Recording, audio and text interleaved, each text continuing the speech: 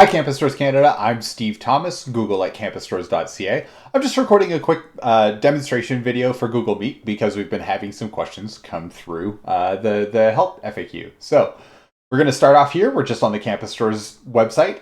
We're going to come up here to Member Space, and we're going to log in.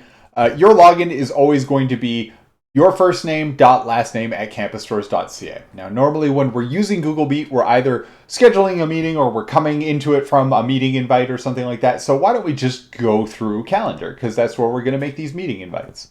Now, I can schedule meetings however I want. I can click on a time and a date and all the rest of it, or I can just come up here to the top left-hand corner, click on the Create button. Let's make a really important meeting. Now, this really important meeting, I want to have some guests in it because meeting by myself is boring. So we'll invite Greg. Now, I have the ability using Google, if both participants are using Google Calendar, it'll actually suggest a time when we're both free. So though I may be trying to record this today on Friday the 13th, if it says that Greg is entirely busy on the 13th, or if I'm unavailable on the 13th for some reason, it'll try and find the next time we're both available. We can also use the Google Meet button down here. Now, we can add any sort of video conferencing that we want. So you can use Zoom or Teams or Skype or whatever other solution you want. But using Google Meet is the most secure way for us to get together. Just because we have all the other authentications that we've already set up around this. I can also invite people from outside campusstores.ca, but me, the user who is organizing the meeting, has to be signed in with campusstores.ca. So let's get started. We're going to save this meeting. It's going to send an invite to Greg, and we're all good to go. Now you can see that I'm a little late for a meeting that's already in process. So I'm going to go ahead and go to that meeting because, well, I should probably have already joined. So we're going to join now. Now, unfortunately, I can't run the camera on OBS and on Google Meet at the same time. So I'm just going to delete myself off of there real quick. And then you'll see me join on into the Google meeting. So give me 1 second here. And there we are. Now I'm inside of Meet. Just a couple of things that you can see in here right now. You can see I already have my background blurred out. Unlike on OBS, there's an automatic set of filters that we can apply, and you can change that to whatever you want. We can turn on and off our camera as well as our microphone. But for now, let's just join the meeting. So here we are inside the meeting. You can see that we have, across the top right-hand corner, we have participants. So this is all the people that are inside of the meeting right now. We also have the ability to chat. Now, unlike some other chat programs, this one is only going to ever allow us to chat with people inside of the meeting. But let's say we wanted to add somebody else. We've already invited Greg to this meeting, but why not invite him again? He's a little slow in getting here, so let's invite him. Now we can either send him an email or, like we did last time, but he's running a little late. So why don't I copy this joining information and I can send it to him in chat, Google Chat, Slack. I can send him a text message. Whatever else it is that I need in order to get him into this meeting. So, while we're waiting for Greg to join up, chat, unfortunately right now there's no direct message chat feature like there is in some other like Teams and stuff like that. But this is an opportunity for us instead to chat with everybody as a group. If you want to direct message chat with other people, you're more than welcome to do it. You just need to use a different way of getting in. Now that Greg's joining up, hi Greg.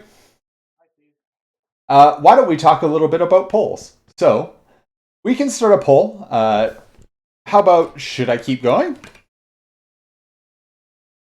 Now I can add whatever options I want to on here, but for right now, we're only going to give Greg the option to yes or no. Now, if we save this, for example, if I was doing this ahead of time, I can come in and build this poll into our meeting long before the meeting itself starts, and then just launch it when we're ready to use it. So because I wanted Greg's opinion on whether or not we should keep going right now, I'm just going to launch it.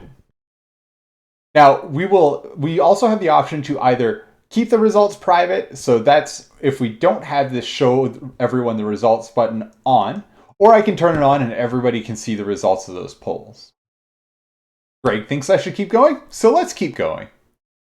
We also have the Q&A feature, so we can type in whatever question we want. So, how are we feeling today? Now, when somebody writes in a question, so Greg, why don't you write in your own as well? When we ask a question to the presenter, it's always going to come up, and these Q&As, anybody can write in on them. Anybody can also vote on them. So right now, you can see that it's sorting all of this by oldest first. We can also choose to sort them by newest first or by most popular. So why don't we change it to most popular? And I think that Greg's question is probably a better one than mine. So I'm going to upvote it. But if you see, if I upvote my question instead, it's going to resort these questions every time I click the popular. Now, let's also take a look at some of the other things that are on here. We have the present now. So if I was giving a presentation right now, I could present my screen, which just anything on the desktop. So if you take a look at this, I have two desktops that are running. One of them is running OBS and Slack in my script. The other one is running Google Meet right now. So I can share Google Meet inside of Google Meet, but it makes it go a little crazy, so we won't right now. I can also choose any particular window. So any applications that I'm running, for example, you can see Slack, OBS, and my script are all running in the background as well. So I can share any one of those. I can also choose to share a particular tab. So this is really important if you're sharing, say, a slide presentation, a PowerPoint presentation using O365. This way you can present the presenter's view instead of just presenting your entire presentation. If you're presenting something like a YouTube video, you do also want to make sure that you're sharing sound. So that's just down here at the bottom. The other thing that we have on here is closed captions. So this uses Google's algorithm that it trains on all of YouTube. So you can see down at the bottom here, it's now live captioning everything I say. This is great for accessibility, or if you're in a noisy room and don't have headphones and all the rest of it, you can see the closed captioning come up across the bottom. Next, we have the tools for turning on and off our camera, for leaving the call, and muting ourselves. The last thing that I want to go over as far as obvious features is the really important meeting in the bottom here. So this gives us all of the things that were included in the original invite to this meeting. It also is where we can find the joining information, just like we did before. So if we had any attachments that were on this, we can have all of our Google Calendar information ported all the way through here. So if we had member meeting minutes or important documents that we needed to have included, all of that would come through here as well. So that's pretty much it for today. There are lots of other things to talk about with Google Meet, but this is where we're going to end off for now. If you have any other questions, you can always contact me. I'm Steve Thomas, google@campusstores.ca, or you can give me a call at 1-888-288-4044. Thanks so much, everybody. We'll see you again soon.